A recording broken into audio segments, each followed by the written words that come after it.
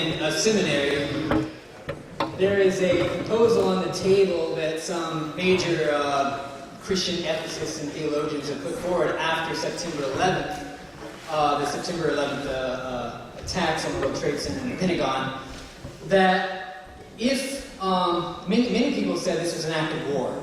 So Catholic theologian George Weigel, for example, wrote in some various Catholic papers that this was an act of war, and several others. But then there are other people like Jim Wallace. Some people may know that name, some people may not. Prominent Christian person, editor of a magazine called Sojourners, who encouraged Christians and government people to think about the attacks not as an act of war, but as a criminal act, a crime against humanity, and you don't go to war against criminals. Forgetting about the war on drugs. So the language would be different. And so he encouraged people to start thinking about how can we make an international police force that would go after these people, that wouldn't drop bombs on villages and others. So it sounds, the impetus behind what they're doing is good. They're trying to limit the violence. And there are lots of, the kind of moniker it goes behind is just policing. And this is by a guy named Gerald Schlabach. And this is how I got into this stuff. I'm starting to think about this. I'm encouraged by my professors to start thinking about it. I personally have had some issues with the police. I've been in the prisons, and that's not what we're going to talk about here. And so I started researching this, and just policing comes out of this, like to make the distinction between policing and war. So, for example, police. The main thing is that the police are under the rule of law, whereas soldiers are much more prone to not being under any kind of regulations or any kind of things like that. That's the big point that they want to make, that if you can put this whole system under some sort of law, you can restrain the violence. And so then it breaks down into this judicial review for police, unlike the military actions. There are, the police supposedly target particular individuals or groups smaller than, say, the military targeting populations like Iraq or Afghanistan. The police arrest people for clearly defined crimes, whereas, they argue that people who are going to go into war, this is the case. And the police. These distinctions vary between authors, but the police supposedly have less weaponry. They don't have nuclear weapons. I mean, they're not going to drop a nuclear weapon on South Central LA. Unlike they did in Hiroshima. Apparently today's the anniversary of Hiroshima bombing, and downtown at 6 o'clock there's some sort of commemoration from the Friends Service Committee doing something like that. So that's the impetus behind this. It's to limit war and to try and reduce violence on an international scale. And so it sounds very good in some ways. It sounds very compelling to many Christian ethicists. For example, Stanley Hauerwas has even advocated this as an alternative. But even though this attention to just policing is continuing and growing within Christian circles, I'm not sure that they have adequately established or tested the validity of these claims that they are making, or its relationship to law. They are making ahistorical arguments that undergird policing, which do not account for real police practices or current police theory. Consequently, it does not acknowledge the possibility that adopting a police model for international conflict might sustain or even worsen violence, not lessen it. So that's the kind of argument I'm going to make. I'm going to look at local police and kind of critique it, and then we can talk about all kinds of... Some people may come here thinking, we're going to talk about alternatives to local police, or we're going to talk about how bad police are. We're going to talk about that. But we also need to talk about alternatives and things. And I'm one person, I have hardly any answers for some of these things. So I didn't get the book from back there. There's a book back there by Kristen Williams called Our Enemies in Blue. There's like 3 or 4 of them on the desk there. It's a really good book. Some of the stuff I'm going to talk about is in there, some of it not. But it's a good book. And new cover looks like a different one. So, I don't know what I have in the next slide.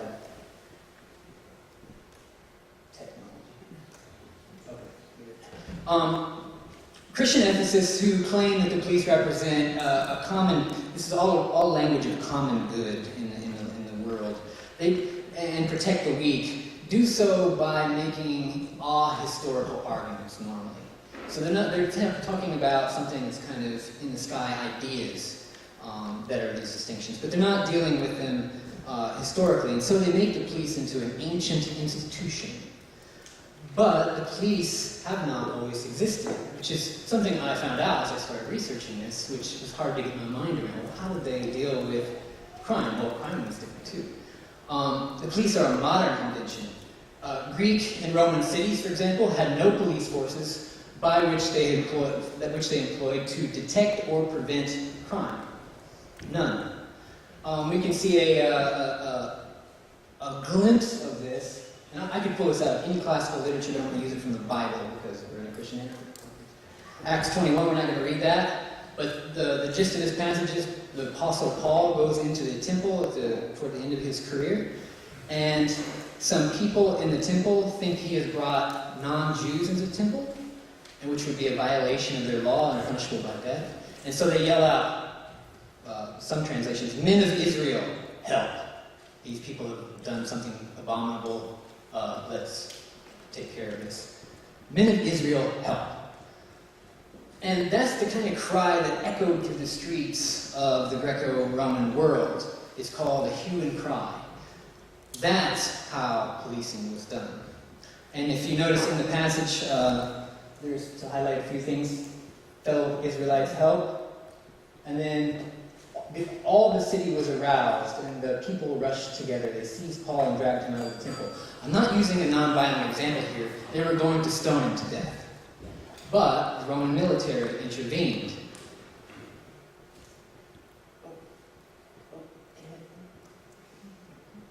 The question is, why did they intervene?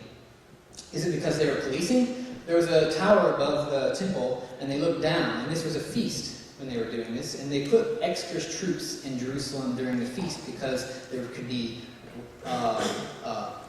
large-scale trouble. And I'm going to put up a slide that kind of gets at what the Roman military would do. Just shout out, like, what do you see in this picture? It's a carving from the wall. Colosseum, yeah. Gladiators? Gladiators, it's a gladiator game. Inside the thing. Yeah, that's probably where the Roman garrison was. What's going on outside of the thing, right? Fighting. This is what the Roman military was interested in. Riots. And when you had a gladiator game or anything like that, there could be riots, soccer riots of the ancient world. They were interested in that because it could interrupt the flow of goods to Rome. So they weren't stationed in Rome to catch a petty thief or even murderers. There's a classicist named Wilfred Nipple who says, this is a quote, "We do not even know to what degree, if at all, the Roman authorities undertook to prosecute murder." This is a well-known classicist. So, in this police-free Greco-Roman world, governments don't provide this kind of commodified security as we're kind of used to. Instead, citizens protect one another, and it can look violent as well. There are also examples from classical literature where it is not like the Acts example. So I'm not arguing that they would be less violent. I'm not arguing that they would be more violent. Either way, I'm arguing that there weren't police employed by the state. So this was an informal hue and cry system, and this is what prevailed all the way through the Middle Ages. You can look in literature like Chaucer's Canterbury Tales. You can look, there's this stuff in there. It's really interesting. The Reeves Tale, things like that. And I'll just give some examples of how the Middle Ages didn't have police either. The Municipal Code for Cuenca, Spain, published in 1190, for example, lists many different city employees. It lists judges, it lists bailiffs, for people to guard them if they throw them in prison.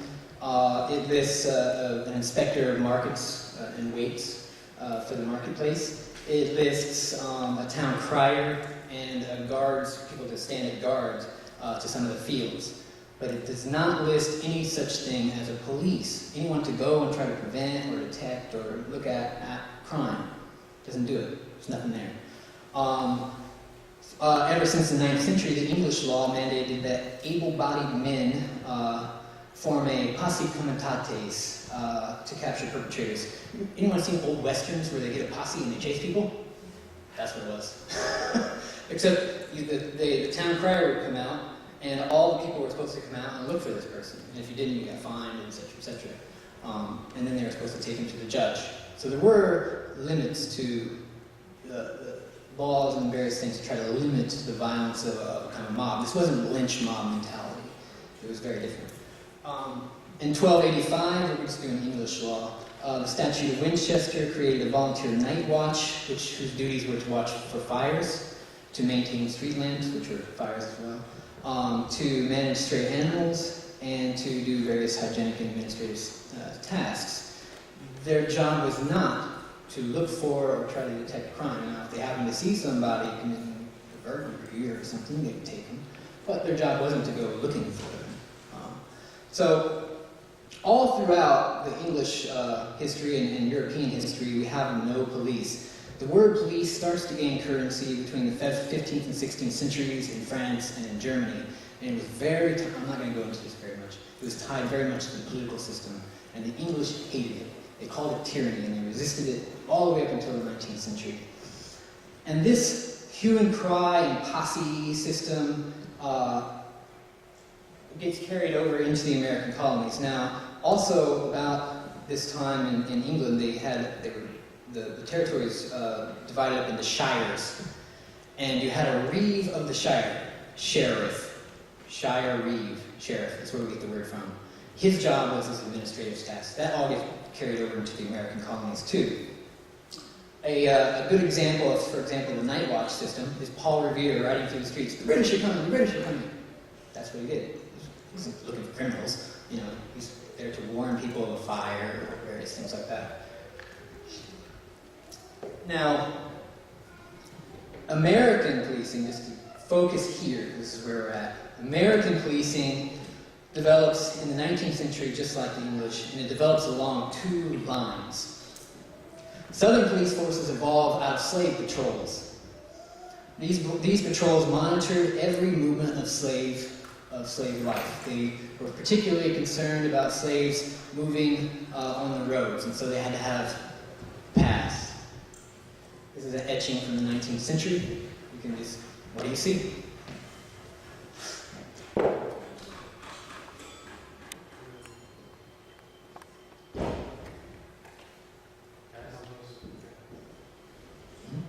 Guys on horses with guns, yeah. White guys on horses with guns. The guy with the lamp? It's night, yeah. Checking papers. These were poor people. These are poor whites. Most of them can't read. And here he is checking the slave pass. Is it valid?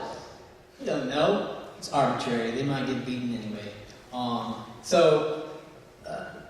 This system was set up because whites in the South, particularly slave-owning whites, which would be wealthy whites, were very concerned about slaves revolting, because they wanted to prevent the slaves from revolting.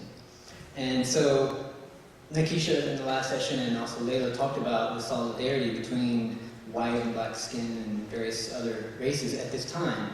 You could be considered white or black even if you had white skin, but if you're from Italy or Celt or whatever.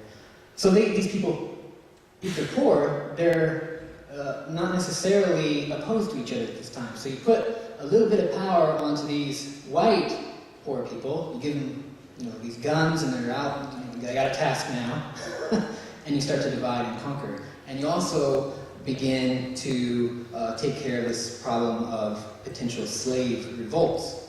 So this is how these slave patrols start to morph into the first police forces in the South. They developed before and after the Civil War. In New Orleans, for example, they developed before the war, and the reason the police there were armed, despite white protests against the police being armed, was because the police and the mayor argued that the threat of slave revolt was so great that if they were not armed, they would not be able to stop it. The threat of even one single revolting slave, because the myth of the black, powerful man was so great that we had to have arms. We had to have firearms to stop that, even one single person. So that's why they were even armed in the South. After the Civil War is when most of them begin. And they just simply take these slave patrol methods of searching slave quarters, of harassing them for petty things to make sure that they stay in their place. And so they arrest them on things like disorderly conduct. Anyone ever been arrested on disorderly conduct? What the hell does that mean? It means anything the police want it to mean. It means saying hell. That's what it means. It could mean anything. They arrest them on things like public intoxication, loitering, arrest on suspicion. This was an actual charge at this time. On warrant, larceny, various things.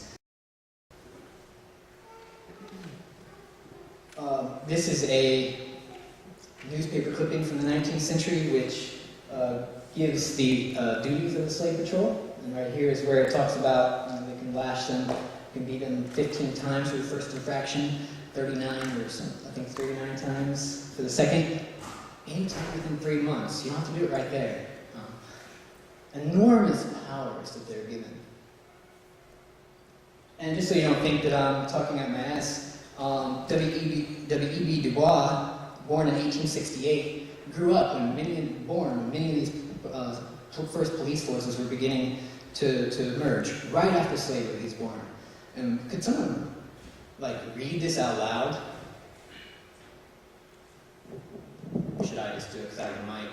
The police systems of the South was originally designed to keep track of all Negroes, not simply of criminals. And when Negroes were freed, and the whole South was convinced of the impossibility of free Negro labor, the first and almost universal device was to use the courts as a means of re-enslaving the blacks.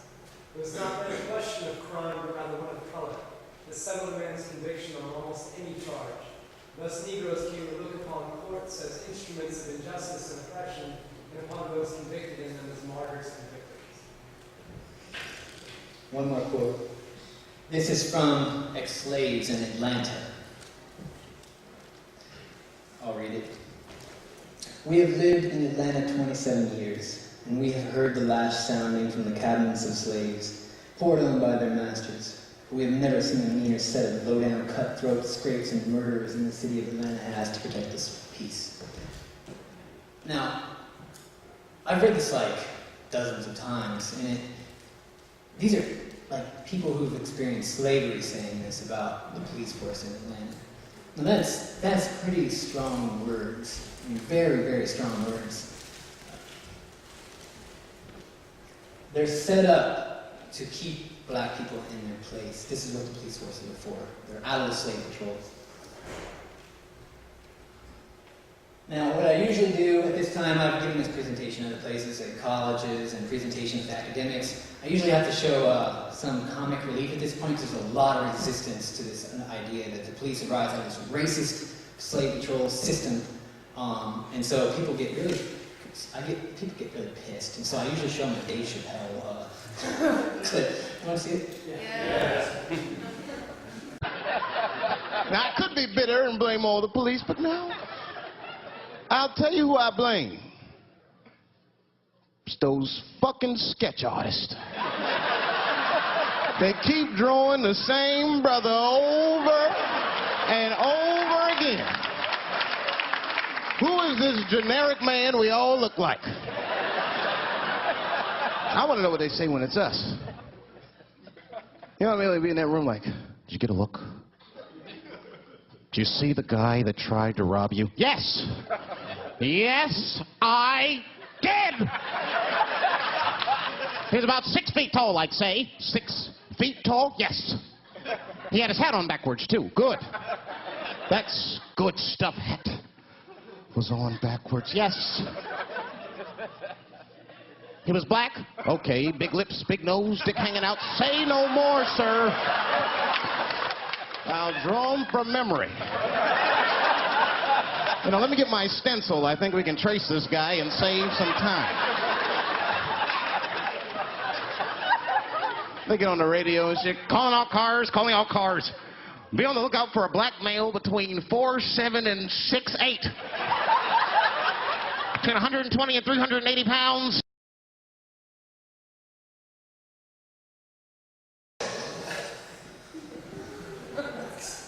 It provides a lot of comic relief, usually.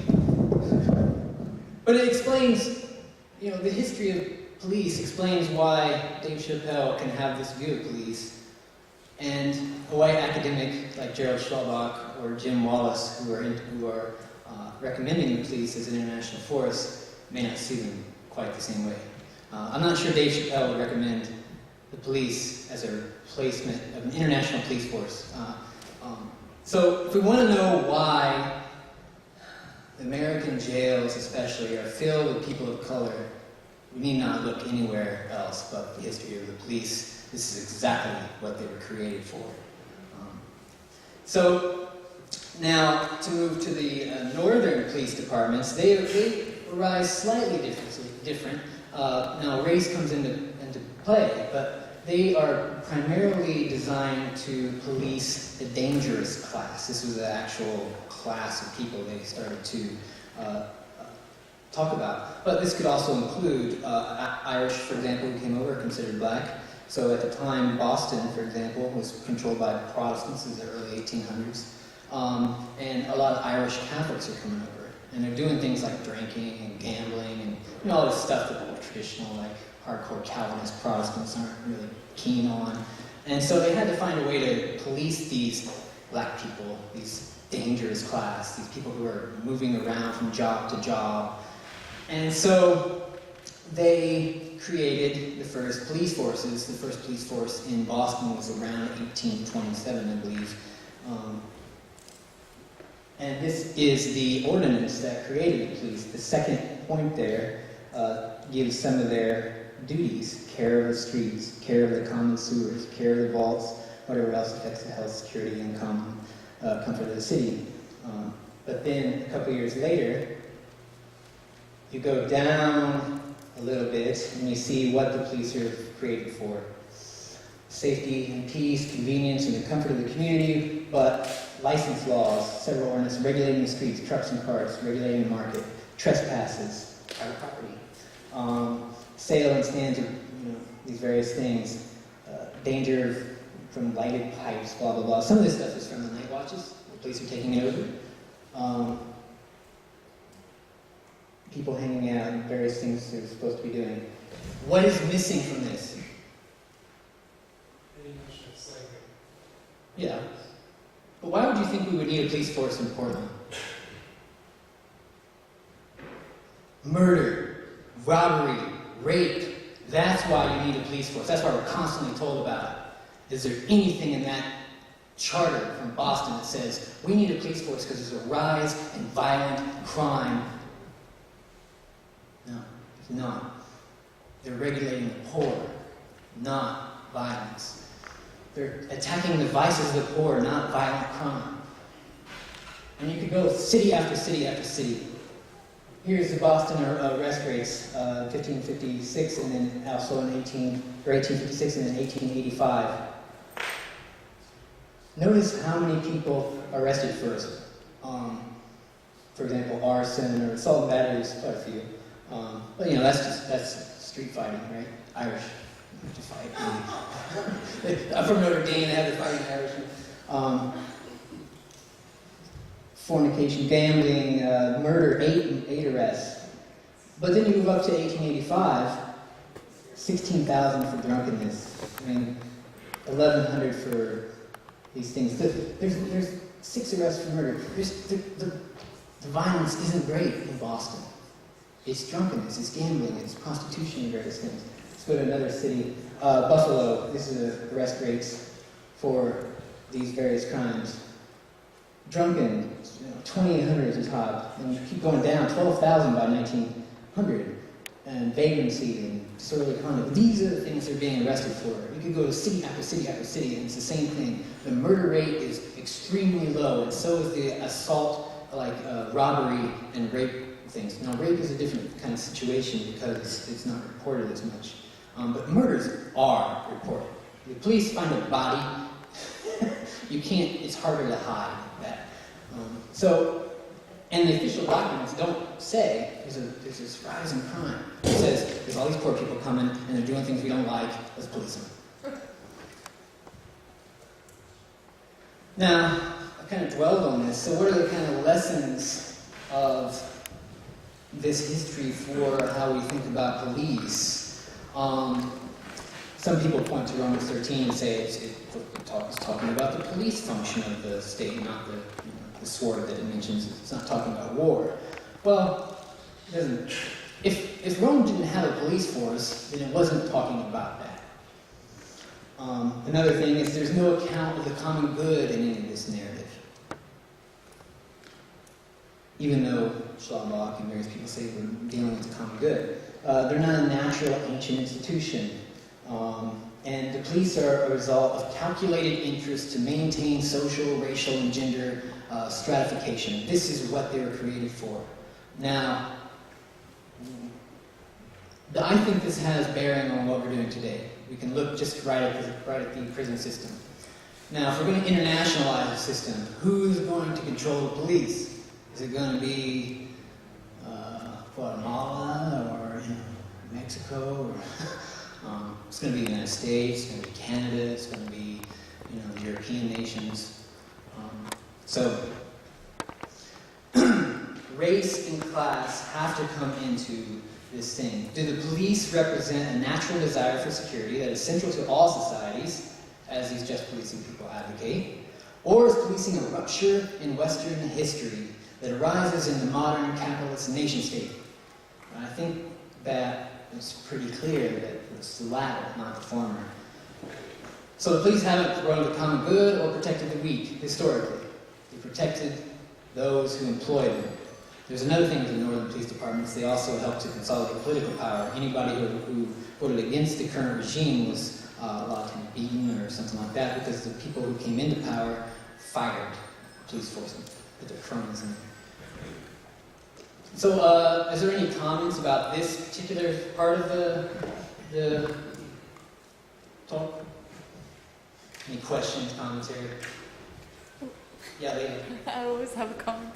Actually, it's very interesting. I read a sociological study recently. I have the notes at home. I'm not sure, if anyone is interested, I could send it later.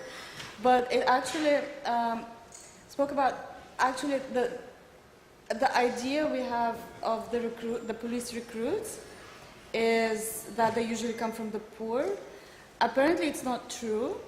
It's the military recruits that come from the poor, but the police are usually come from middle-class families, the black sheep, the loser brother who didn't make it into law school or medicine. And so, in fact, it's very interesting that the statistics show that the majority of the police upbringing and loyalties are with that class, even just by kind of birth. Mm-hmm. So it taps in really well into what you're saying, and the historical construction of rule and divide, and where do we recruit and who do we put in certain positions. Mm-hmm. Yeah, I'll go there first. I think it's interesting all the history of the institution of the place, but I think that the general public or just most people would never know any of this stuff, and so they don't. The view of police is very broad, because even people who decide to become police officers, generally, I come from a family where my dad was a police officer, so I have very strong views on both sides of this.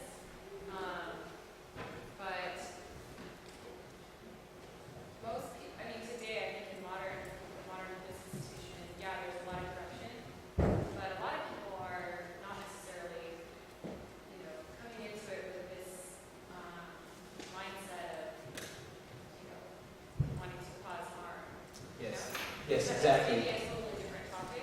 Yes, that's a very good point. She said, you know, she has, could everyone hear her comment? She has family members who've been police and father. And so people come into the police not necessarily to come in, I'm a racist and I'm going to keep down the black people and the poor people. That's not what many of them come into. Anything I'm saying about the police is not about individuals. It has nothing to do with how good or bad an individual is. Nothing. I've actually known some police here, some they've been good, some of them, and some of them not. It's about a system. It's about systemic structures that we're talking about. So we can be good people in some of these systems. We can be a good police officer. We can be a nice Klansman, maybe. I mean, we could. You hate black people, but you hate a lot of everyone else. So you're fairly decent, and white people think you're fairly decent. It's not about, like, individuals, right? So I think it's a really good point. It's about a structure. So 2 comments and then move on. Yeah. Towards the end of this part of the presentation, you talked about how police are there to keep the racial, class, and the gender order in place. Now, you talked a lot about race, you talked a lot about class. Can you tell us a little bit about how the police, can you give us a little historical background on how the police have also controlled the hierarchical order of our society in terms of gender?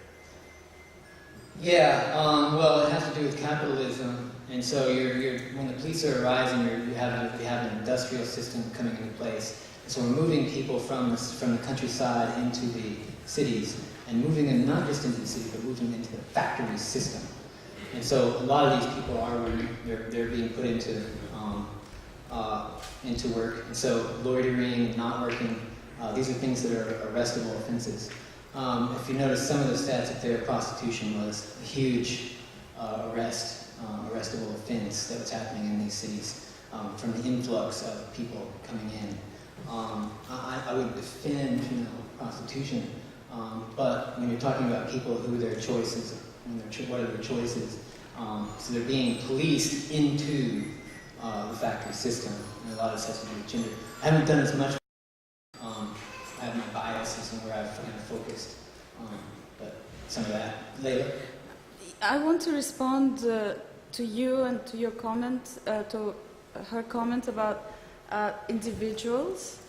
You see, like, there's danger when we look at it as a discussion about the system, that then we kind of, well, yes, some police come into this with good intentions. Yes, a lot of the people go to a lot of places with good intentions. Nazi Germany, Stalinist, armies, people participated with the best intentions. So this structure is meant to do a certain job. Now, if you're a little Eichmann and you're doing that job with the best of intentions, how do we deal with that? Do we prosecute Eichmann because he worked for the bad guys we didn't like, and we forgive the police? Are they equally as bad? Or do we forgive Eichmanns, and what's the big fuss about hunting, the Nazis? Like, where do we draw the lines? Why do we draw these lines? And what are our personal responsibilities for our actions, regardless of the intentions? That's the question. And that's what makes the system so bulletproof. Yeah, good point. Last comment on this issue. Yeah, actually, what I'm most intrigued by what you said so far, Eddie, is the strength of the response you said you've gotten to people who, after all, have invited you to come talk about this. Not you imposing this upon people, but you've been invited to come give this talk, and then they're pissed. I'd like, if you could explore a little more about that. It's intriguing to me, because what you presented so far is unarguable history, as far as I'm aware. It's just the facts of how things develop. In an academic setting, I understand if you're on, Fox TV or something, but if you're in a setting that's invited you to come speak, what is it they're actually arguing with? It's not the accuracy of the history you're presenting, I assume. It's often, I know police officers and they're good people. It's this point. Exactly. But I mean, that's not just what I'm saying. I'm saying there's a whole other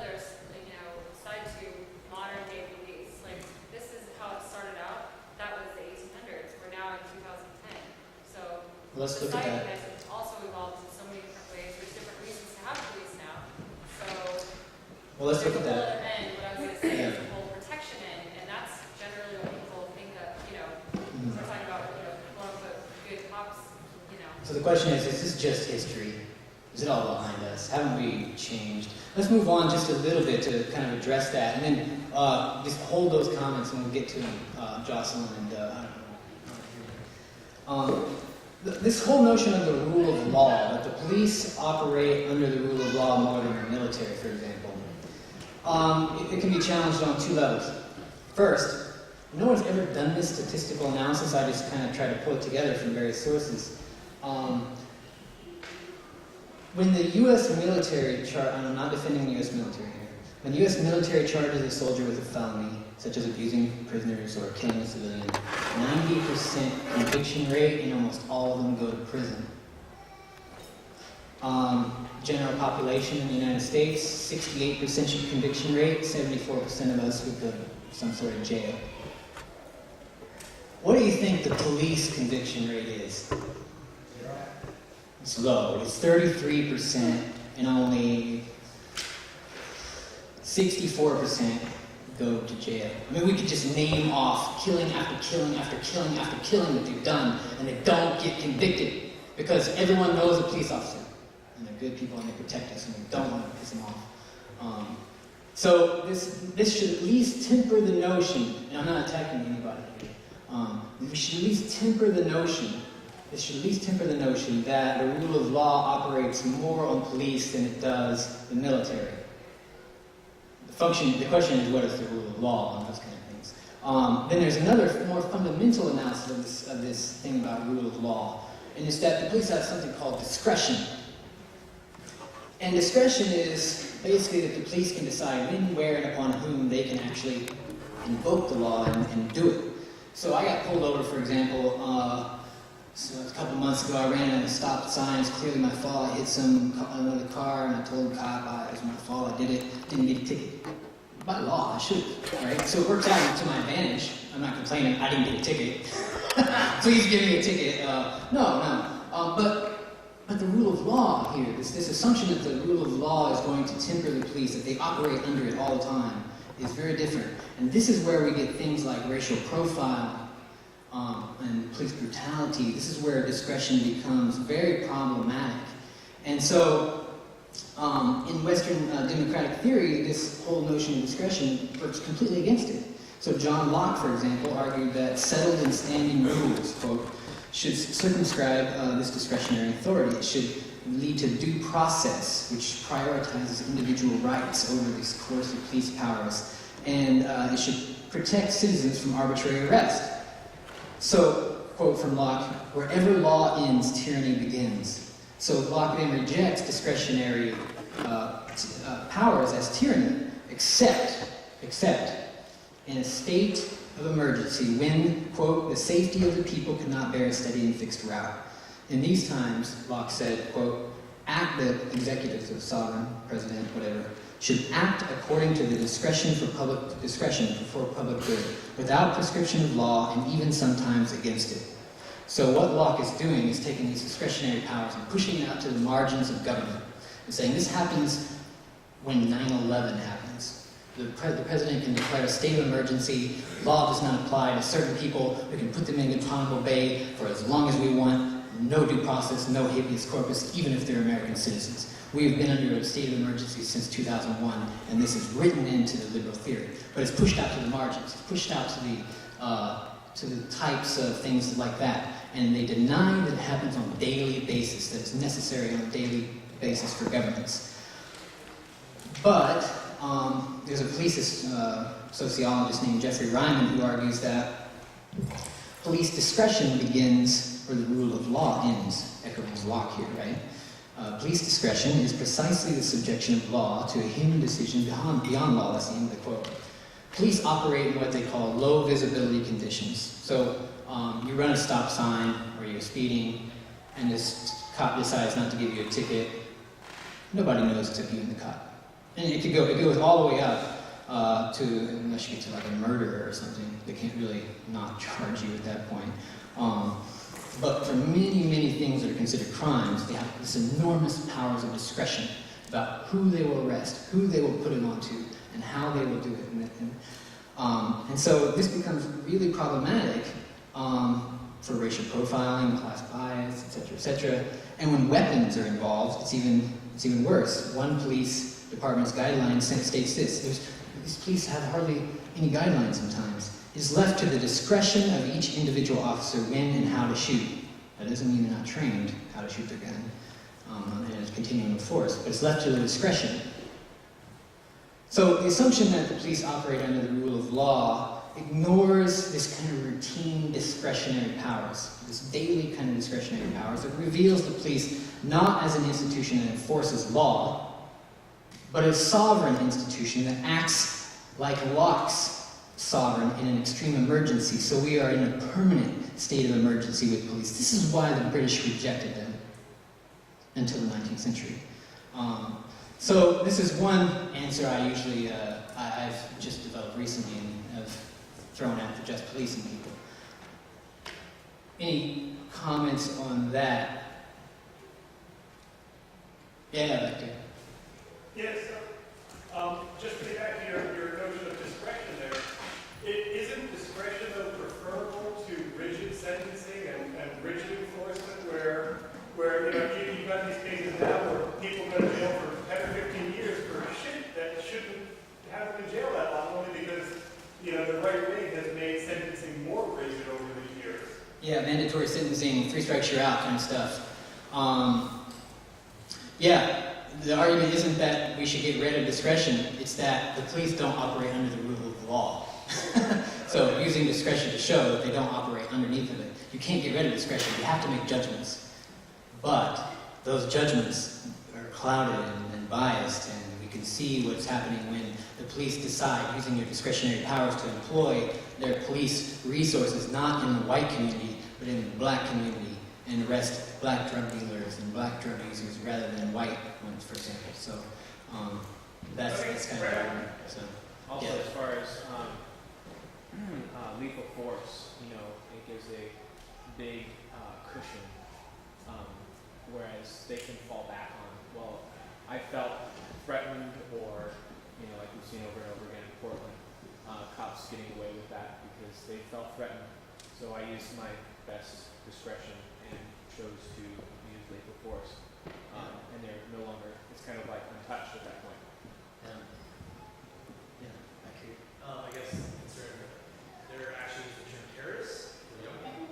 I work with young people at a youth center, and they're actually labeling this as terrorists because a teacher felt threatened by an indirect comment that they made to their class, and they felt threatened, so they're actually arrested. Called terrorists. Like, is that what the concern is? Like, they're not labeled, so that was a terrorist threat. So they actually use that. Like, is that kind of concern? Is this discretion?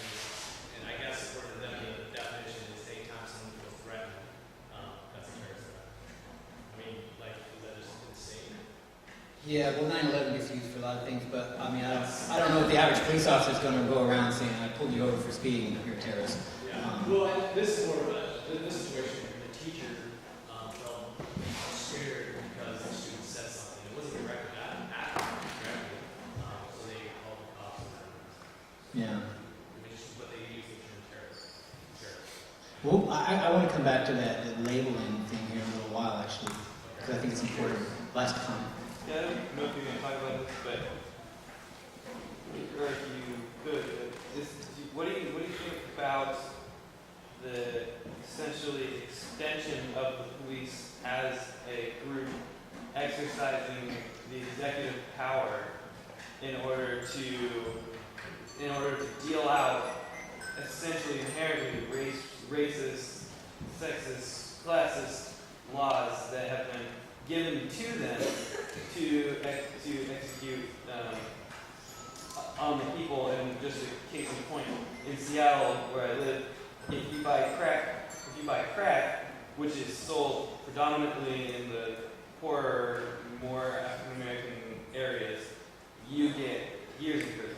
If you buy pure cut cocaine, which costs you a fortune more, which is usually sold in Bellevue and richer, wider areas, you get 2 weeks. Mm-hmm. And the police execute that. What is that? Yeah, I mean, they are acting as under the executive branch, so they are explicitly sovereign power. So yeah, except I would nuance that and say they're not so much enforcing law as maintaining order. And so order for the police looks very different than it does to say 500,000 people in the streets of New York, February 15, 2003. That looks like massive disorder to the police. And so you have sharpshooters on the rooftops and massive police force. Order looks very different. So they're maintaining order, not law so much. Okay, let's look a little bit at community policing, because community policing is supposed to be officer-friendly, getting back on the beat, walking around, and it's not these people who aren't connected to the community. They're getting to know the folk, and it's supposed to lessen the police violence.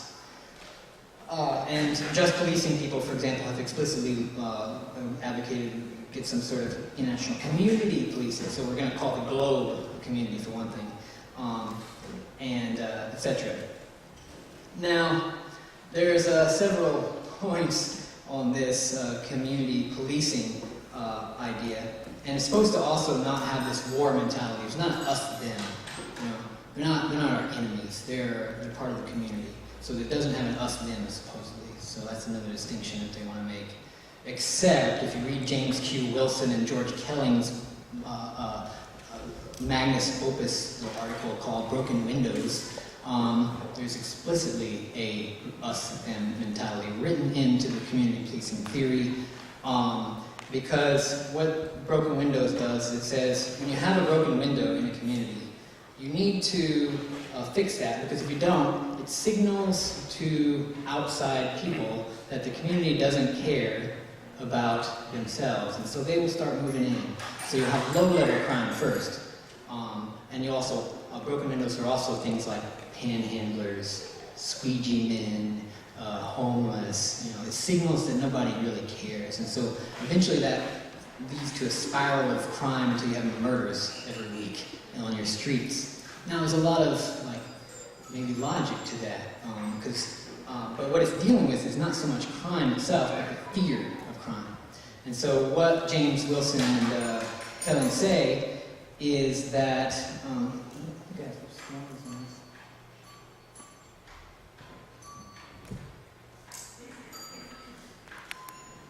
it also works in tandem with militarization. I mean, New York City's police department is the 10th largest army in the world, and they're proud of it. But the broken windows theory in particular, I'll go back to that one, talks about not the people, we have to target not necessarily disorderly people, and people are afraid not necessarily of disorderly people like violent people, but not violent people, not necessarily criminals, but disreputable, obstreperous, unpredictable people, panhandlers, drunks, addicts, rowdy teenagers, prostitutes, loiterers, the mentally disturbed. These are the people we have to go after. Because if you don't go after them, it leads to a spiral of crime, and people start. If you're going down the street and every block someone's asking you for money, you want to stay inside all the time, and then the community breaks down. So we have to arrest them. We have to move them out. Otherwise, outsiders will come in. And so it criminalizes the homeless, for example. It not only makes them criminals, but it also makes them the cause of more crime. Giuliani has this awful, awful quote where he talks about, there's a continuum of crime leading from homeless to murder. Anyway, New York City was one of the first places community policing was tried on any massive scale, and it's supposed to lead to less violence. Except 3 years after they started the community policing initiative, Amnesty International had to step in, and they did this huge report.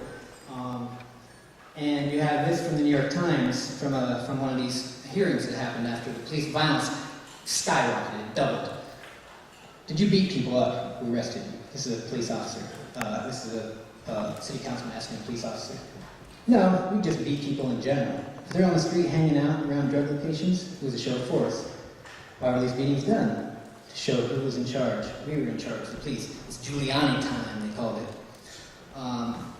And so police violence, for example, before the community policing initiatives were put in place, there was several thousand complaints about police abuse and several more thousand, like 3,500 about police abusing their violence in particular.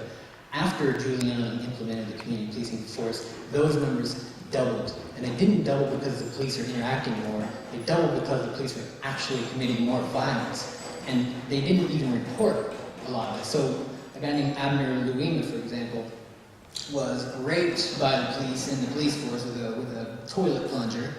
And when his family called in to report this abuse, they didn't even take it, report it.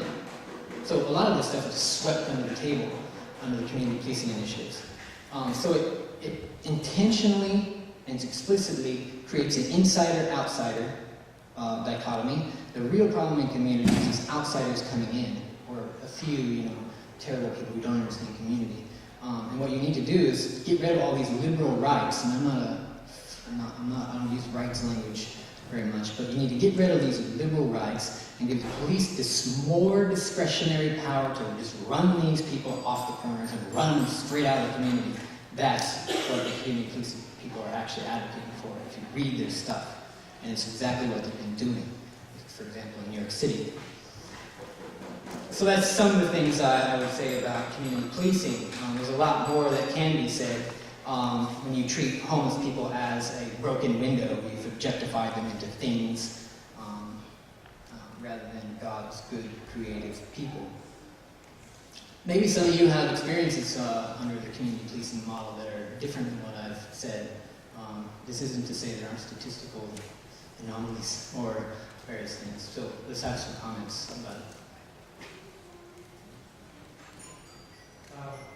Working downtown, here in town, Portland Rescue Mission, worked 2.5 years at night. We would call the paramedics often anywhere between 1 and 5 times a night, and the police also the same, sometimes up to 5, 6 times a night. So we worked directly with the police, and they were huge and instrumental in us lovingly serving the people of Portland who are living outside. While at the same time, I have people out of my church organizing protests against the police for different arrests made unjust during the day downtown or moving people along. So you get both sides of the coin.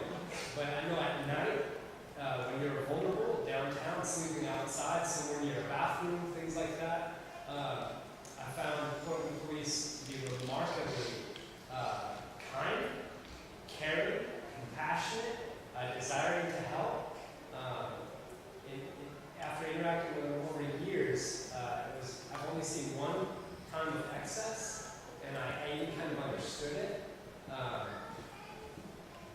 And again, I'm not saying the whole system's okay because of that, but I'm saying that in lovingly serving the homeless, serving people living outside in Portland, these friends of mine that I care about who are vulnerable, mentally ill, ostracized, whatever, the police were directly helpful to us in countless ways, in countless instances. But I still ask myself, and I asked Shane Claiborne last time he was in town, I asked him a lot of questions about, I still don't know what's the best way. Part of it is I haven't made up my mind about how much force anyone should use in enforcing anything with somebody else. I don't know the answer to this thing. I'm a preschool teacher now, and I don't even know how much force to exercise on my 2 and 3-year-olds, and I'm trying to keep them from harm. So there's still a lot of questions, a long list of questions. But I have, like our friend over there, I have seen the police do some beautiful, loving deeds for the justice of people at night who are vulnerable to sleeping outside. Sure. What happens, this is downtown Portland? Yeah, first and first. What happens if those homeless people go up to the rich area? I have no idea. They move them back downtown? Would they move them back downtown? Would they tell them they don't belong in the richer areas? Yeah. I've been homeless for like about a year now, traveling and like sleeping on the streets and like, yeah, Portland has like the nicest cops ever, and like they have been really nice and like asked me if I'm hungry and stuff. They were like they would eat food somewhere. The cops were or the clean, safe people and stuff. But I don't think that really like I think it's some kind of weird program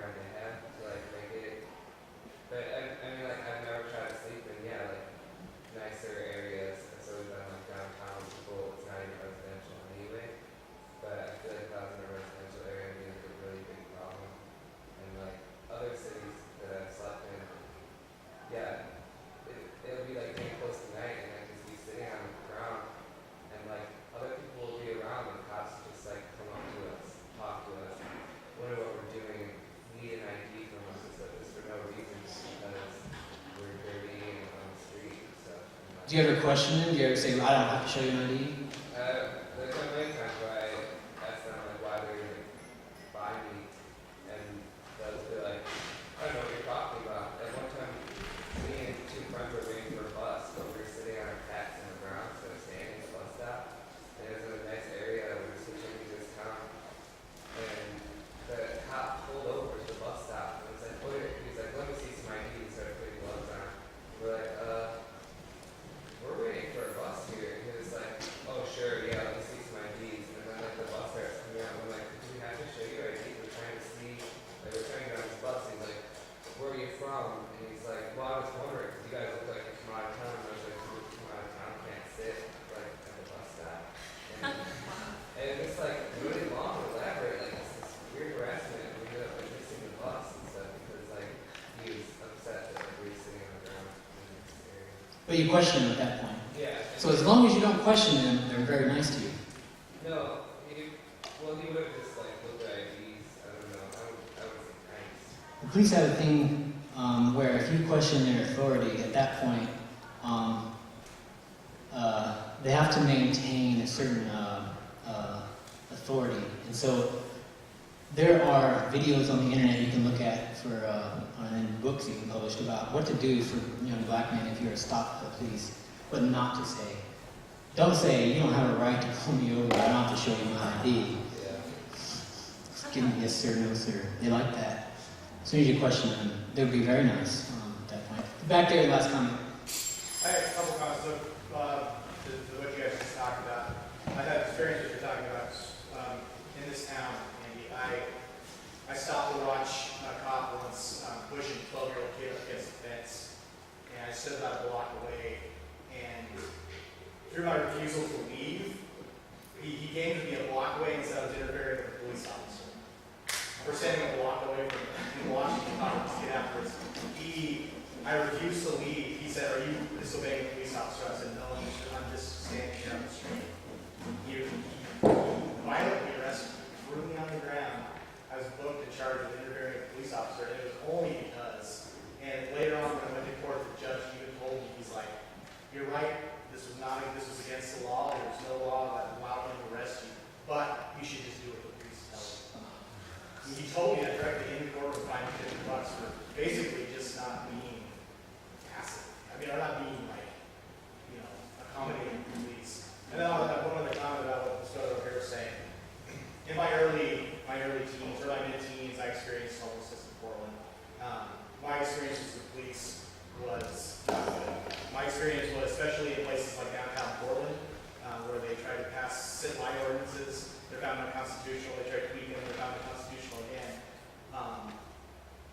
Now they have no law. They still try to enforce these laws with violence, with extreme violence. I've been walking the streets and I've seen people. They don't even wake people up. They kick them. They want them to feel. Same thing experience if you go to St. Francis. The cops roll around St. Francis all day long because they want the presence there to be shown to be intimidating people. That's why they came into the red and black a month and a half ago. The reason that cop went into the red and black was to assert his authority and to show and to intimidate people. And I think that being at the red and black and hanging out with people that hang out with Mark there, they all know that. I mean, even the people that go to that church, you go read about the history of St. Francis, what they've had to deal with the businesses in the area, not liking the homelessness being there, and how the police have come down intensely on that community, not only on the people there, but also the church that served them. They threatened to take the church away, put them in a domain, if they didn't close the park and let the homeless people stop hanging out there. Because they got tired of arresting homeless people. So my experience with police in this town is they're very aggressive towards police.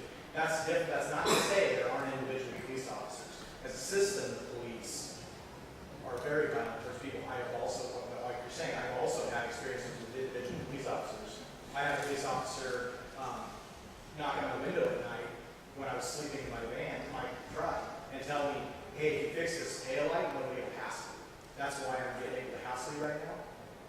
He's a good guy, but he's part of a system that is aggressive. So I think I want to make a decision between police and police officers.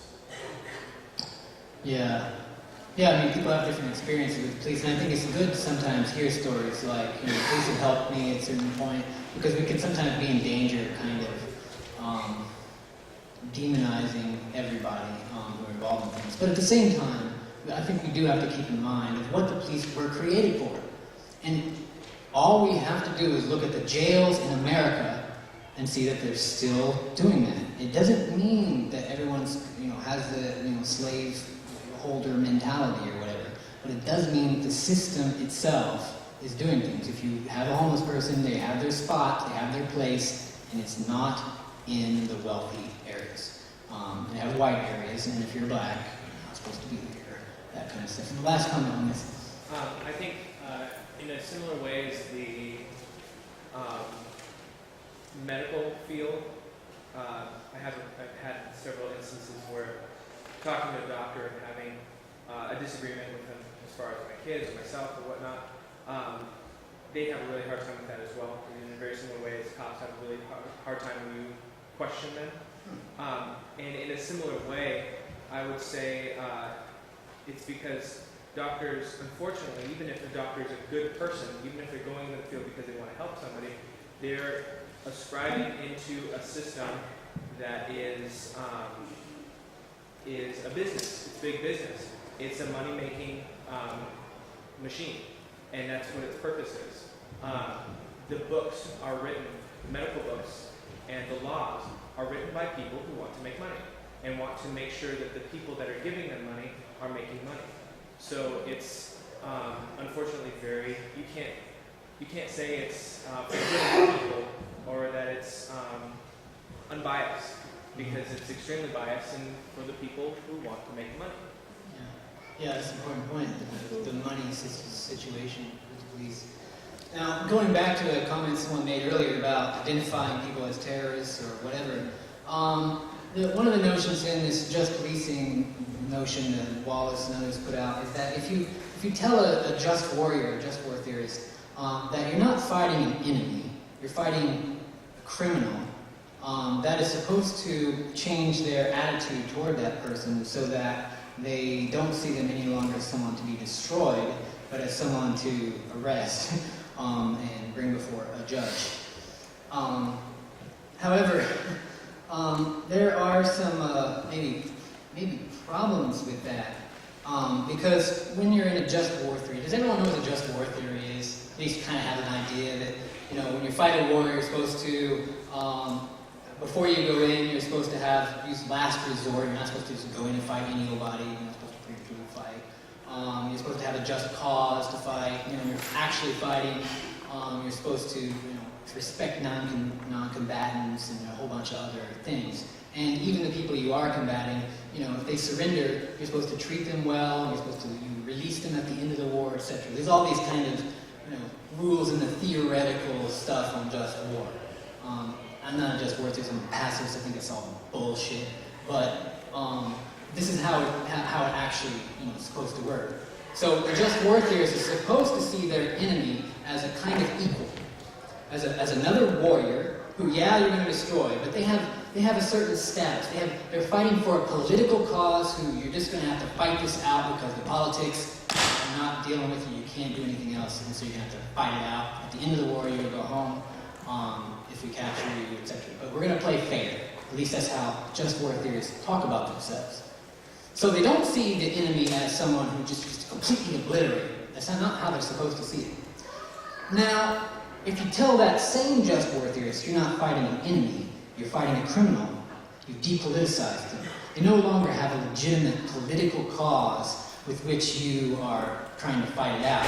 They are now people who you do not negotiate with. You don't negotiate with a criminal. You throw them in jail. You go after them. You just don't negotiate with them. You might negotiate the end of a hostage thing, but they're going to jail. These are people who have some kind of mental problem, maybe.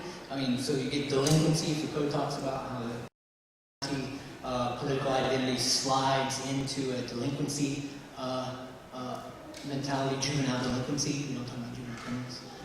There's something wrong with the person. They need to be rehabilitated and fixed. And so you don't negotiate with that. And so there's And you also don't go home at the end of the conflict, you know what I mean? There's all these different things that the shift in political identity from enemy to criminal, putting terrorist, and we've got it exactly today. So we're not fighting enemies over in Afghanistan or whatever, we're fighting terrorists. And what do you do with terrorists? You kill those people. You do not negotiate with them. What does Bush say about it? We will not negotiate with you. Criminal is the same kind of mentality. You don't negotiate with that. You don't negotiate with war criminals. We fight them to the end. And so that change in political identity could very well make violence not less, not weaker, but stronger. If we tell the international community, we are not fighting enemies, we are fighting terrorists, it could make it worse. So I think that's another way to think about this internationalized. Now, I get that distinction not from myself, I get it from John Howard Yoder, who made a distinction in When War is Unjust in a little place. I also get it from a guy named Nate Coburn, who wrote an article on this, and also from a guy named Carl Schmitt, who I don't like to reference very often because he turned Nazi. But he did make that distinction. There's no such thing as radical evil. We can learn things from other people. So any comments on that? Before we go into what do we do? Yeah. Just to connect with the whole enemy, terrorist, criminal dynamic, to go back a little bit in history, do you think that might have been also something to play with the World War II mentality of we have to fight the Nazis or the Japanese until unconditional surrender, we can't negotiate any kind of thing. Like the Japanese, I know, did actually offer to negotiate some kind of peace treaty with the Americans, and they rejected that because we need to go for unconditional surrender, and that ends up being leading to the atomic bomb. Do you think that's the same thing going on there? I think that's the same thing going on. And it's not to defend the Japanese mentality at the time, or the German mentality at the time, the leaders. But it is to say that is what's happening. You don't negotiate with them. You don't end the conflict with that kind of thing. Layla, yeah, it's very interesting, all this feedback, and to connect your comment with Bison's, stance that he was in trouble because he was observing those who are supposed to observe, and this total,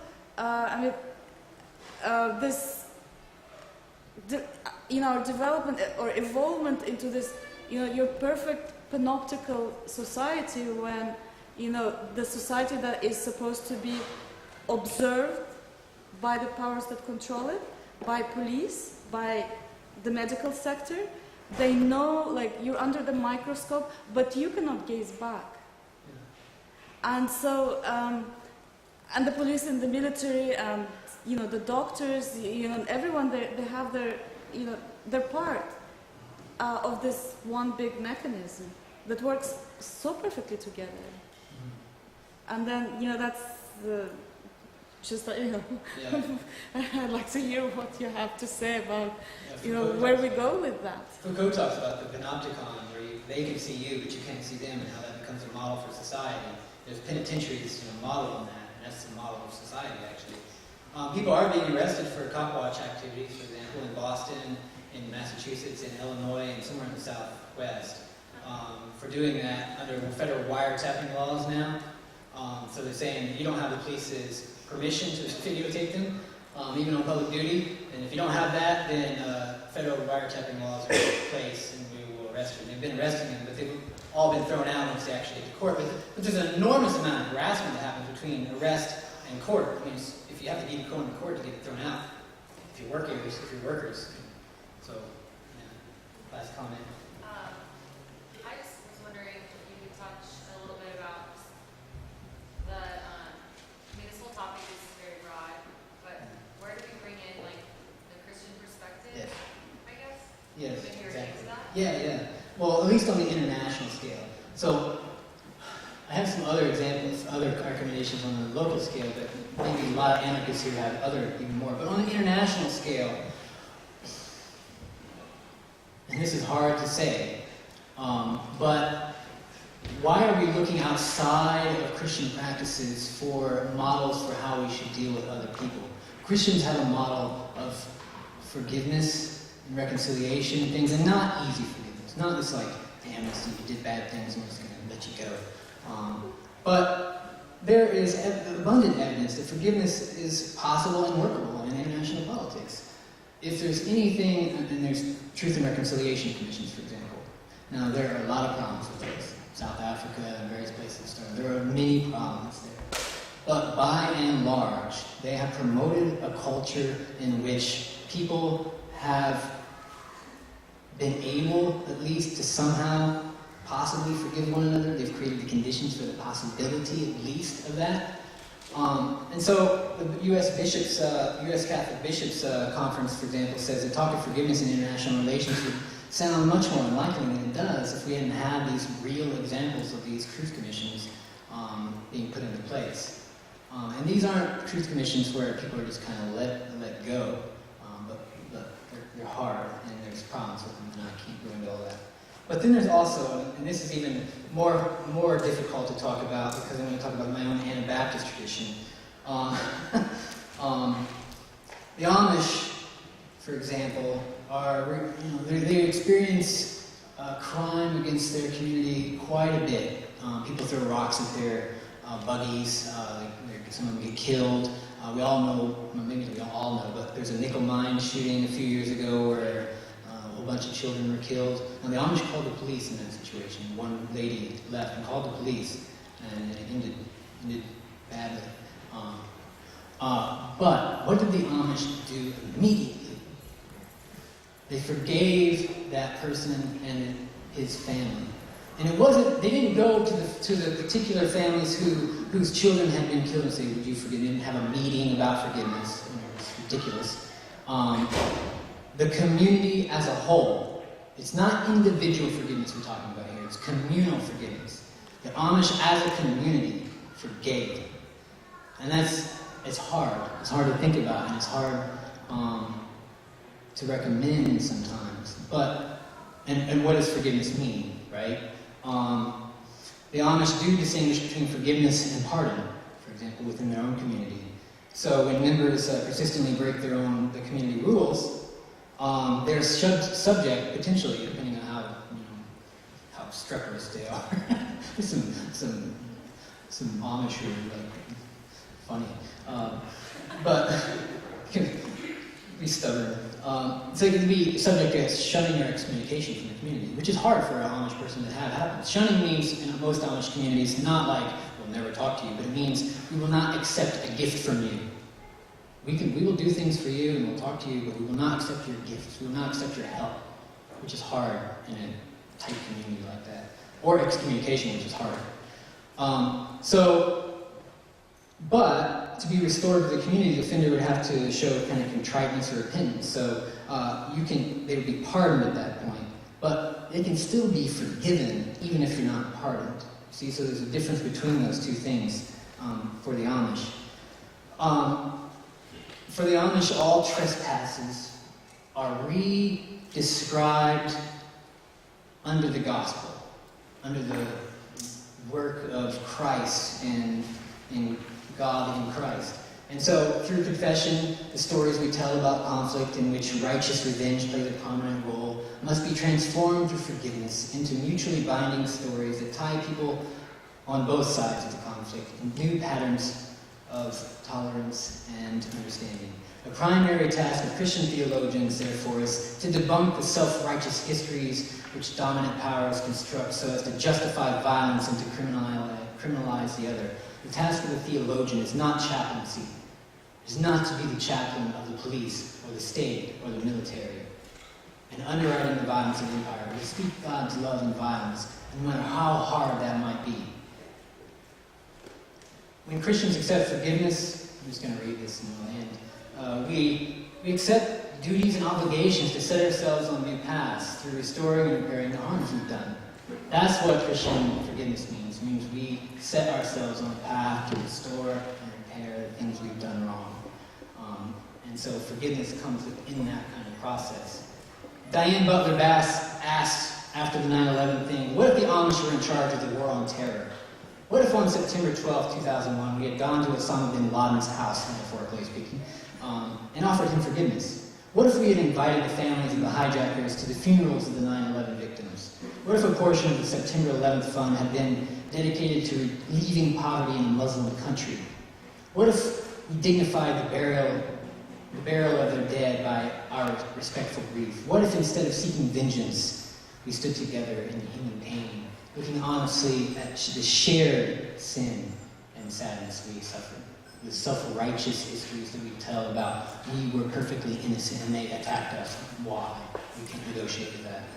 What if we tried to make peace? That didn't happen. Christian pacifists called not for that kind of thing. They called for police actions. They called for violence. And I'm not sure that's conducive to the gospel. Not all of them did. I had several friends in Chicago that went right after 9/11 that joined families of victims that marched against violence. Yes. In the name of their exactly. deceased relatives. Yes, yes. Yeah, not all of us did. Not all of us did. 50,000 people in the streets of New York City when the bombs started going off in Afghanistan. Nobody hears about that. 50,000 people is a lot of people, not relatively speaking in New York, but a lot of us, Christians and non. So yeah, but I'm talking about the theologians. The white theologians in the ivory tower saying, police are the answer. Are we talking about police or military? Police. But that's an international kind of thing. Jonathan, we haven't talked. Did you have your hand?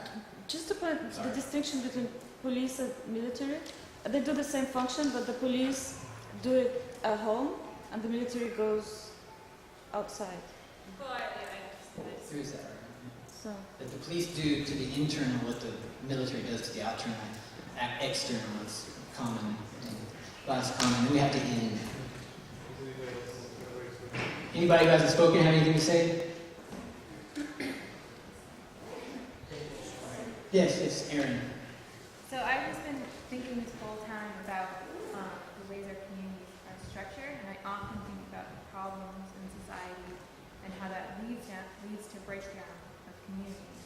And I've never heard this information before, and so I was thinking to myself, we've shifted responsibility from the individuals to police, and how much better it would be in my mind if we still responded to violence in the way that the Greeks did. For example, I was woken up the other night, there was a couple fighting in the street, and my first instinct was call the police. But what a more powerful response that would have been if I could have gone out with my neighbors and said, like, this is not okay, we're not going to stand for violence, and how much more empowering that would be as a community. So I just was thinking about how policing has shifted the way that we think about ourselves and the breakdown of communities. And there's a book, I forget the name of the book, something about disorder, that argues, that